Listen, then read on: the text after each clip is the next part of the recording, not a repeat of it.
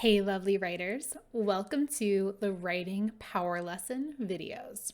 In today's video, I am going to talk about what is a chapter. I've been getting this question a lot lately from some of my writing coaching clients. What is a chapter? What is a scene?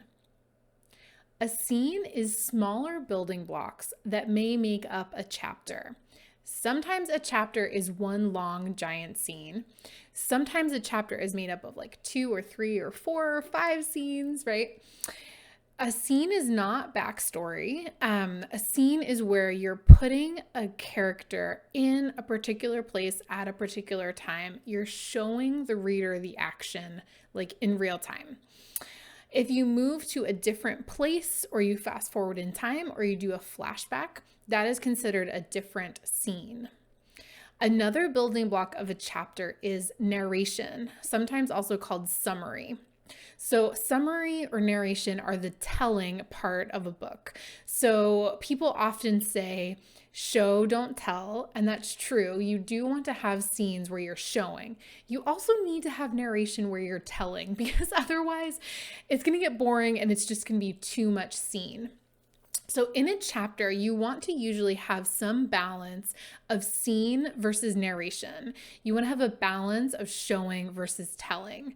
So narration might be used to skip ahead in time or tell about events that happened off stage or like resolve something quickly that you don't really need to like see someone go to the DMV. It's like, then she got her license or she got whatever the paperwork that she needed, right? So that can be narration telling. So you want to have some balance of scene and narration in your chapter.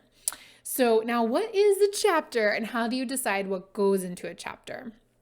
So a chapter, if you're writing like a novel or a memoir, a chapter is not going to be a standalone story because then it's really just like a book of short stories, right? So it can't stand alone necessarily. And also a chapter will have a mini arc unto itself. So each chapter, as you begin to discover what the chapters might be and where the natural breaking points are for a chapter, each chapter will have a purpose.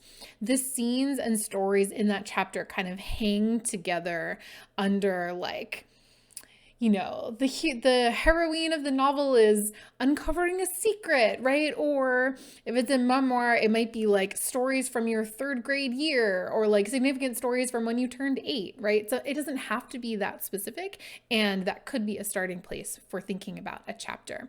A chapter has, again, like an arc unto itself. The scenes hang together. They have a purpose that they're all serving, right, in this building block of the longer book.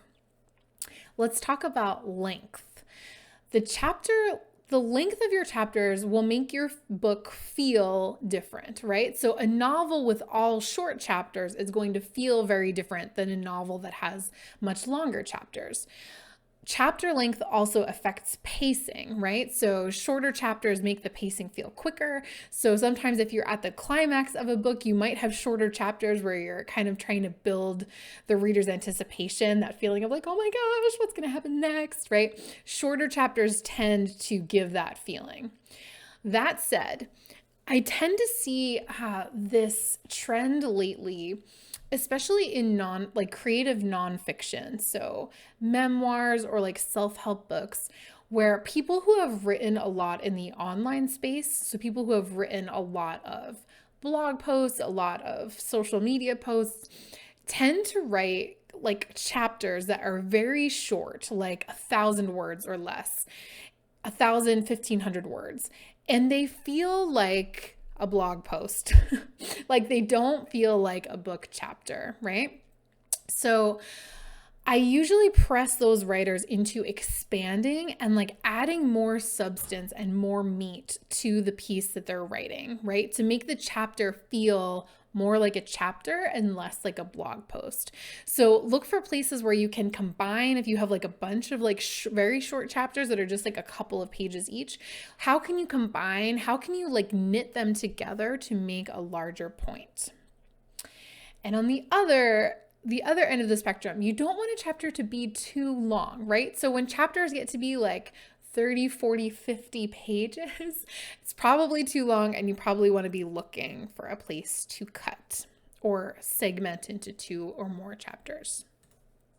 How do you end a chapter? So some chapters, especially in fiction, tend to end on cliffhangers, right? So there's this piece in which, especially in genre fiction, by which I mean fantasy, sci-fi, romance, something like that, authors tend to end a chapter on a cliffhanger, and then the next chapter might pick up like in that dramatic moment, or they might like let a little time and space go by and then sort of tell you like how that thing resolved.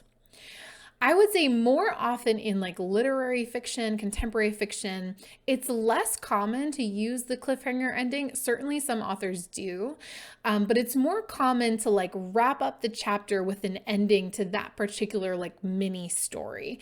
And you want the last line of a chapter to like have some resonance to it. Like if the reader's gonna pause and be like, I'm going to stop reading and go to bed. Like you want there to be like a little bit of resonance, and you want it to be like, oh, okay, like this is a good stopping point, right? Like the last line of a chapter needs to like have a little space around it.